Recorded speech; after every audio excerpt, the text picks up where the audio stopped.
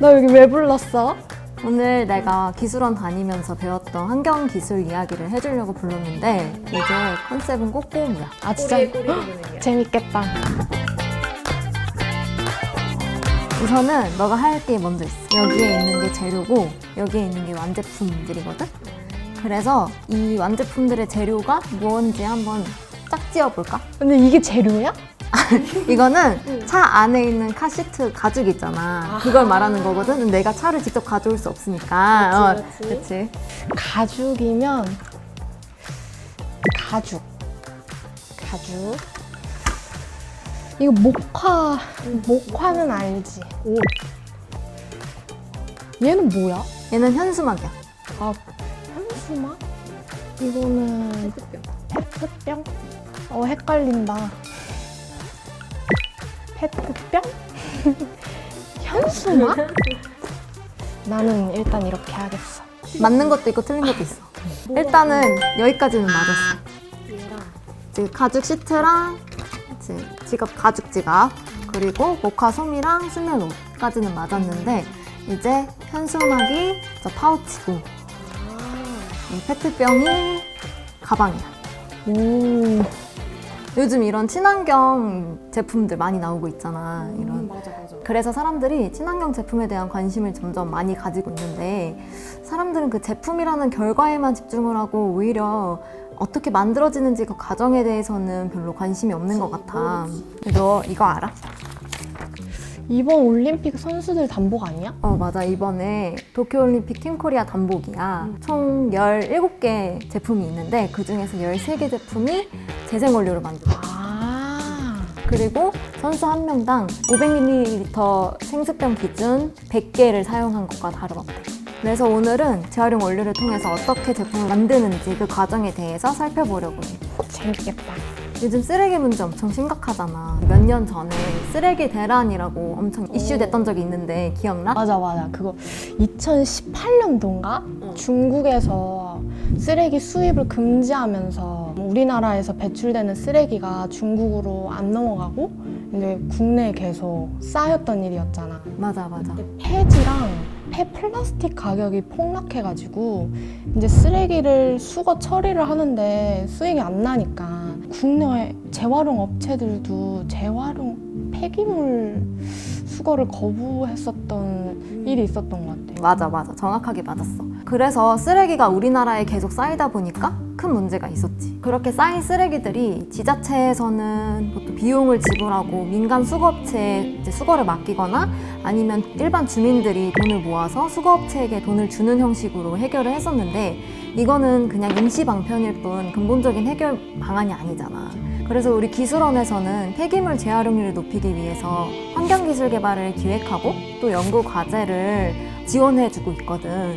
그래서 이제 3년간 연구 과제를 함께하고 있는 총 4개의 기업을 오늘 얘기할 건데 플라스틱 분리선별 로봇을 개발한 RM이랑 그리고 폐플라스틱을 이용한 인공섬유를 상용화한 코오롱 인더스트리, DY 폴리머, 그리고 세동방 이 4기업이 오늘의 주인공이야.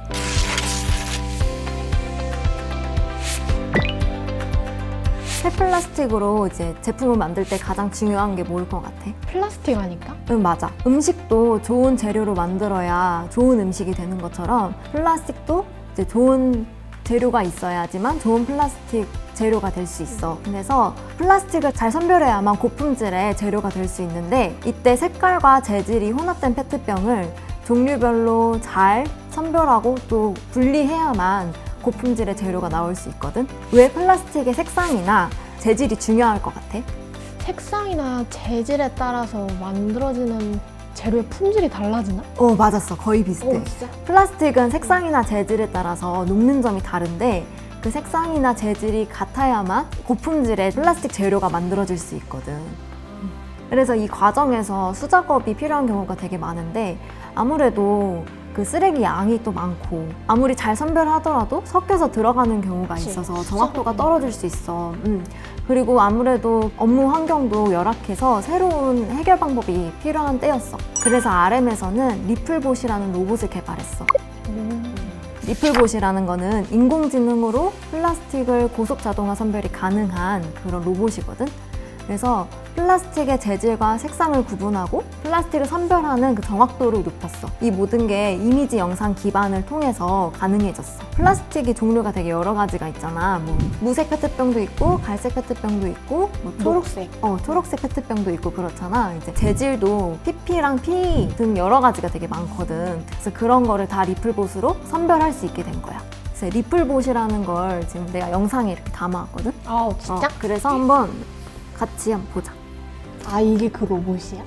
사람이 선별하던 공정 라인의 작업을 빅데이터화하고 딥러닝을 시켜서 마치 사람이 일하듯이 만든 거야. 그래서 폐플라스틱이 물체 선별 알고리즘에 따라서 리플봇이 동작하고 정해진 위치에 가져다 놓는 게 지금 보이지? 거기에 이미지 영상 기반으로 색상과 재질을 판별할 수 있게 해서 선별률을 높였어. 게다가 물체의 형태가 정형화되지 않아도 잘 골라내서 분류하기 쉽게 로봇팔을 이렇게 개발한 거야. 진짜 분류 잘한다. 이렇게 인공지능 자동화 시스템을 통해서 폐플라스틱을 선별하는 속도도 높이고 그리고 좀 더 정확성도 높일 수 있었어.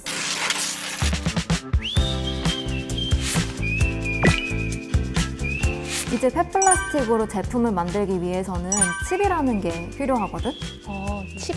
혹시 발렌타인데이 때 사랑하는 사람한테 초콜릿을 만들거나 줘본 적 있어? 초콜릿을 직접 녹여가지고 모양까지 만들어서 준 적 있지. 그 칩을 만드는 과정이 초콜릿을 녹여서 다시 만드는 과정이랑 비슷하다고 생각하면 돼. 먼저 폐플라스틱이 좋은 플라스틱이 되려면 뭐가 제일 먼저 선행되어야 될까? 플라스틱이 깨끗해야 좋은 제품이 나올 수 있지 않을까? 맞아. 이물질로 오염된 페트병은 원사 제작 과정 중에 끊길 수도 있고 또 염색이 제대로 되지 않아서 불순물을 제거하고 그 재료의 순도를 향상시키는 게 굉장히 중요하다고 해. 그리고 필요한 건 뭘까? 다음은 아마 그 다음 분류를 하지 않을까? 맞아. 재질과 색이 같아야 물성이 비슷해서 좀 더 높은 품질의 재료를 만들 수 있어. 내가 그 과정을 한번 보여줄게. 아이고. 이렇게 페트를 세척하고 분류를 했잖아. 세척하고 분류한 페트를 잘게 잘라서 플레이크라는 조각을 만들어. 아 저게 플레이크야? 플레이크라는 조각이야. 그 다음에는 아주 복잡한 공정 과정을 거쳐서 칩이라는 걸 만들게 되는데 이제 칩은 좀 더 가공하기 쉽게 만드는 거거든. 근데 이 칩을 만드는 과정은 이번 기술 개발의 아주 핵심적인 내용이기 때문에 그 핵심 기술이라서 밝힐 수는 없다고 해. 아 정말 아쉽네. 그런데 그동안에는 폐플라스틱으로 만든 칩의 순도가 높지 않아서 다양한 제품에 적용시키거나 이걸 상용화시키는 데 어려움이 있었어. 하지만 이번에 DY 폴리머는 이번 과제를 통해서 저품질의 재생 페트로도 고순도, 고점도의 칩을 만들 수 있었고 생산량도 훨씬 많이 늘었어. 즉, 저품질의 리사이클 칩으로는 100% 이 칩을 활용해서 의료용 원사를 만들기 힘들었다면 고품질 그리고 고점도, 고순도의 칩으로는 그 칩만 사용해서 의료용 원사를 만들 수 있게 된 거야. 뿐만이 아니라 상업용 제품처럼 여러 분야에 걸쳐서 적용할 수 있게 되어서 훨씬 더 효율적이고 좀 더 품질이 훨씬 높아졌다고 할 수 있지.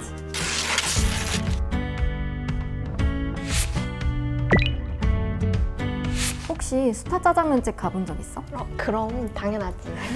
가봤으면 막 앞에서 밀가루 반죽을 막 쳐대면 덩어리가 얇은 면이 되는 걸 본 적이 있었을 거야. 이 칩을 가지고 실을 만드는 것도 같은 원리라고 보면 돼.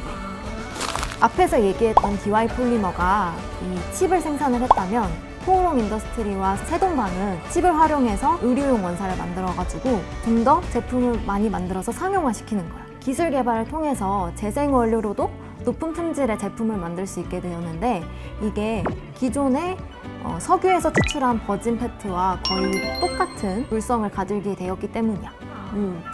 이 재생 원료가 기존의 버진 페트를 대체할 수 있게 됐다는 거지. 장섬유 부직포를 만드는 그 영상을 담아왔거든. 그래서 같이 보면 될 것 같아. 좋아. 이게 아까 미나쌤이 말한 칩이구나. 이게 칩이야. 그래서 이 칩을 통해서 원사를 만들어내는 거야. 이런 장섬유 부직포뿐만이 아니라 카페트. 아 진짜? 우와. 그리고 이런 필터. 또 만들 수 있어. 아 이걸로. 그리고 우리가 자동차를 탔을 때 제일 먼저 하는 게 뭐야? 안전벨트. 그치, 안전이 제일 중요하지. 그 안전벨트도 굉장히 단단해야 그치, 우리가 그치. 보호받을 수 있잖아. 근데 이러한 폐플라스틱을 활용해서도 안전벨트 같이 단단한 그런 제품들을 만들 수 있대. 이렇게 페페트병은 여러 가지 제품들로 재탄생해서 우리 생활 곳곳에서 볼 수 있게 되었어. 지금까지 페페트병이 다양한 제품으로 다시 만들어지는 과정을 함께 살펴봤는데 이렇게 기술 개발로 페페트병이 다시 재활용이 된다면 가장 큰 장점이 뭐일 것 같아? 아무래도 폐플라스틱을 재활용함으로써 소각이나 이제 매각을 덜하게 되고 그에 따라 발생하는 비용이나 이제 환경 오염 문제들을 좀 줄일 수 있는 게 가장 큰 장점이지 않을까. 맞아. 그리고 뿐만이 아니라 예전에는 고순도, 고점도의 페트칩을 해외에서 수입하는 거를 보통 우리가 많이 사용을 했었어. 그런데 이번에 기술 개발을 통해서 국산 기술을 사용해서라도 이런 고순도 그리고 고점도의 페트칩을 만들 수 있게 된 거지. 재활용률을 높이고 이렇게 환경 기술들을 개발하고 있지만 가장 중요한 건 뭐일 것 같아? 아무래도 플라스틱을 그래도 사용을 덜 해야 하지 않을까. 맞아. 그 플라스틱의 사용을 최대한 줄이고 그리고 우리가 하는 재활용을 더 잘 되게 하기 위해서는 우리가 하는 분리배출을 정확한 방법에 따라서 해야 되는 게 가장 중요할 것 같아. 오늘 짧지 않은 시간 동안 환경기술 얘기를 들었는데 오늘 소감이 어때? 정말 국내 환경 기술에 대해서 이렇게 자세한 설명을 들을 수 있어서 정말 유익한 시간이었고 분리배출법을 꼭 잘 지켜야겠다 다짐하게 됐어. 맞아. 나도 그런 생각을 했어. 너랑 똑같은 생각을 한 것 같고 우리나라 환경기술이 이만큼 발전했구나. 더 앞으로도 더 많은 발전이 이루어졌으면 좋겠다. 그리고 그 기술을 통해서 지구가 지금보다 훨씬 덜 아팠으면 하는 그런 생각을 했던 것 같아. 짧지 않은 시간이었는데 긴 시간 동안 내 얘기 들어줘서 너무 고맙고 오늘 너무 즐거운 시간이었어. 나도 고마워. 고마워.